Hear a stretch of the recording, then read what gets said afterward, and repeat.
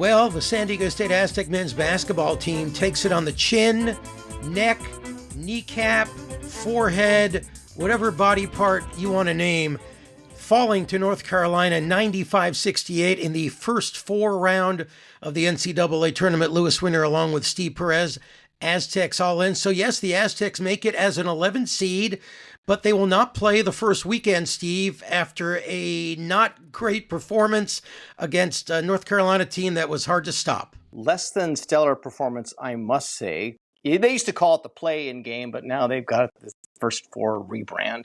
North Carolina will now face number 6 seed Ole Miss on Friday as the actual 11 seed. And the Aztecs, boy, they ran into a buzzsaw in North Carolina. Did they give up 95 points?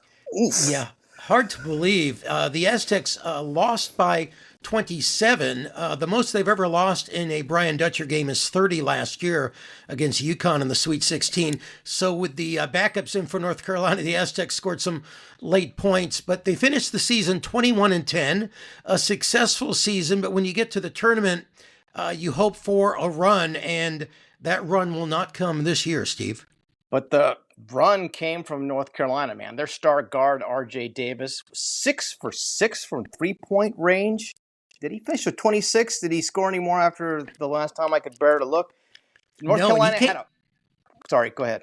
He came out of the game with 7 minutes to go, and he still scored 26 points. Okay, yeah, and the North Carolina Tar Heels had a 40-point lead at one point, and as a team, they were 58% from three-point range. Out rebounded the Aztecs 39-28. As someone who doesn't follow basketball much, my wife texted me at one point during the game, said, "You need to put the ball in the basket to score and win the game," and the Aztecs were unable to do that.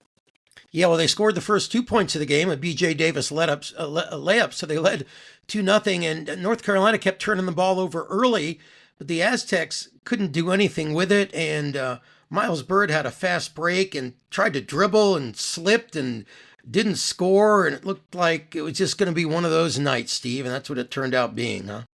Yeah, it's sort of all there in that first half recap. You kind of didn't want to do the usual, but I tried to stick with it. What do you say if we get into it? Yeah, well, let's hear what you had to say, Steve. Well, I'm committed to recapping this first half, Lewis. From the Final Four a few years back to first 4 for the Aztecs after a quick exit in the Mountain West Tournament last week against Boise State, they are 21-9 overall for North Carolina of the ACC. It's the program's lowest seed in the history of a storied one. 22-13 on the season. They were the last team in. But records out the window now as the game gets underway in Dayton, Ohio on the Aztec Radio Network and True TV. Good crowd on hand for a marquee matchup. It feels like madness at the opening tip. Players call him Goon. Officially, he is Magoon Guath, the Aztec 7-foot freshman. It's his first game back out on the court after hyperextending his right knee February 22nd. The Aztecs played 500 ball with him out for 6 games. He's out there with a knee brace. R.J. Davis is the leader for the Tar Heels, 2,684 career points. B.J. Davis, though, scores first. North Carolina, a quick answer.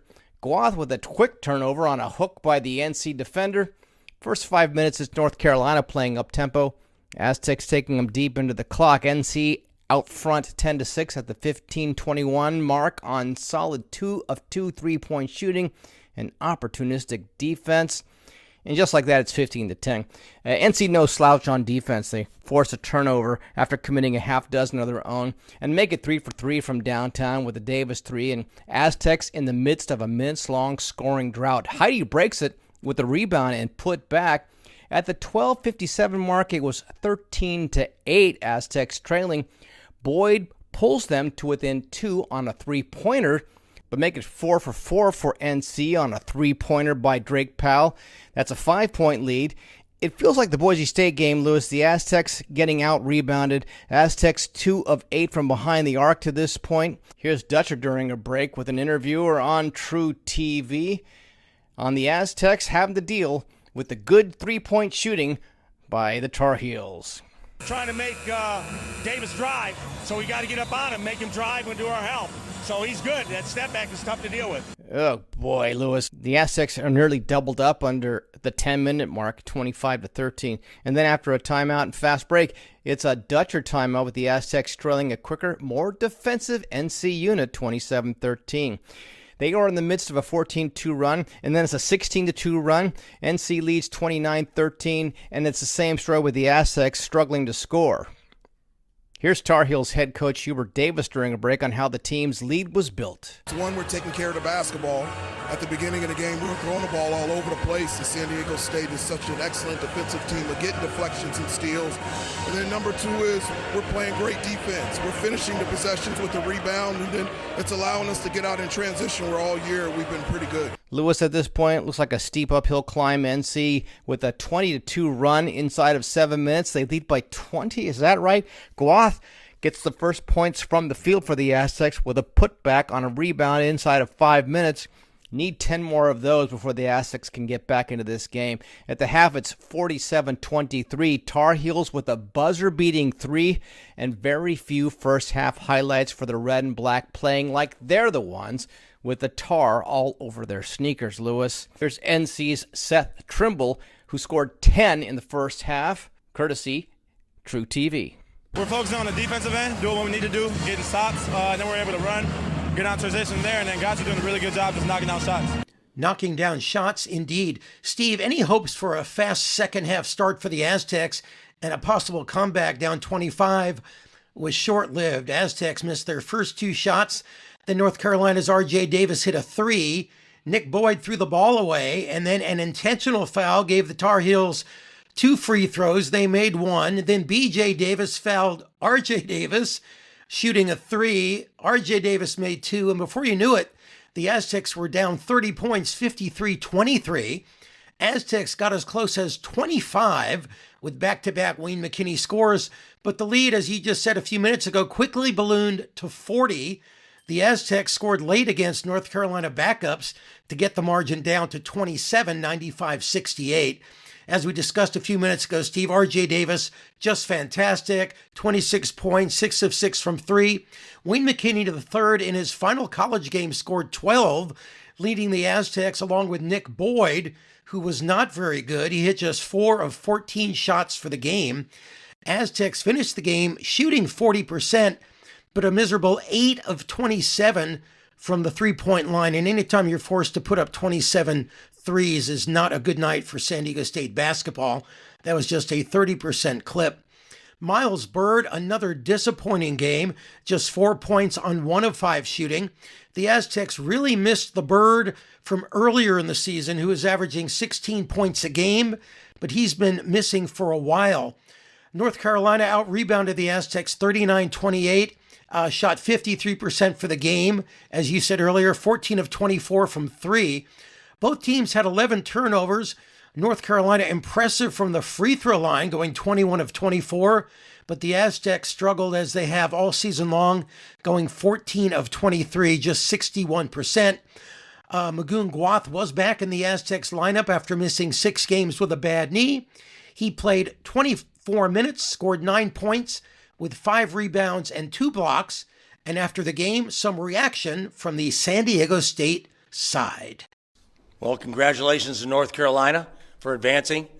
I knew going into the game, I had watched them on tape, that they were playing really well, that they were playing tight.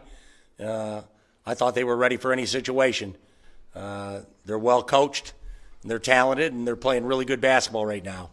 So we tip our hats to them. Obviously, we wish we'd have given them more of a game.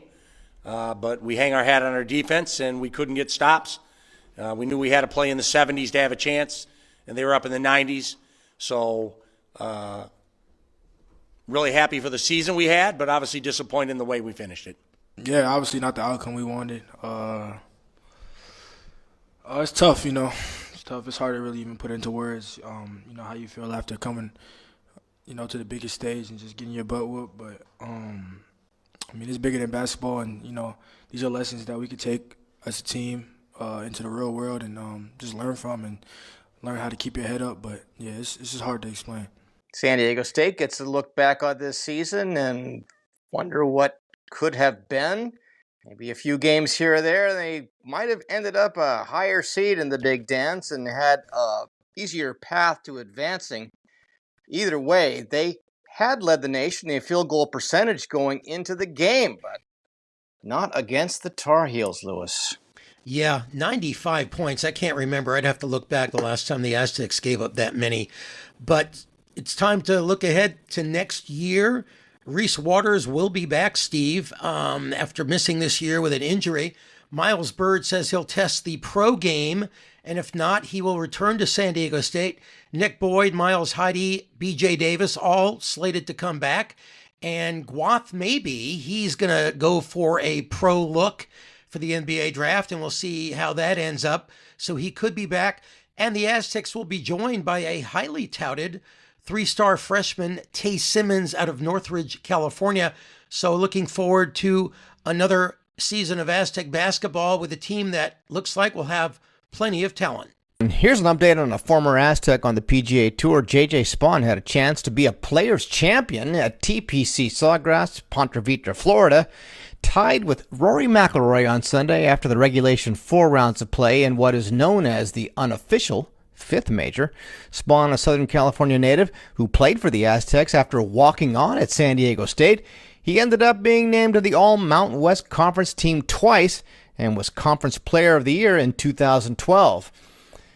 The players came down to a Monday playoff between JJ and Rory over the closing 3 holes at the challenging TPC course. Best score over those 3 holes wins. McIlroy came out on top with some steady golf, while JJ had issues your typical weekend duffer can identify with. After Monday's round, GolfDigest.com described a scene in the interview room when JJ was going over his playoff round. It included him going long on the infamous par 3 island green. He missed the green, found the water, and this replay on TV is going on in the background, so JJ stops in the middle of the interview, not having seen the spot on the TV coverage. He's watching his ball in the air, Lewis. He says he thought his shot had come up short. Instead, it's long. Kersplash. JJ was stunned. He says he couldn't believe it was long. JJ will have to console himself with a big second-place payday of $2.7 million. Hasn't won yet this year, but having a career year, currently sitting at number 5 on the tour's money list at $4.5 million. All right, let's put this edition of Aztecs All In the can. And don't forget, you can follow us on the X at Aztecs_all_in. Drop us your hate mail or love letters at aztecsallin@gmail.com. For Louis Weiner, I'm Steve Perez. We will catch up soon after the Aztec women's hoopsters play their first round game, an NCAA tournament game, Saturday against LSU.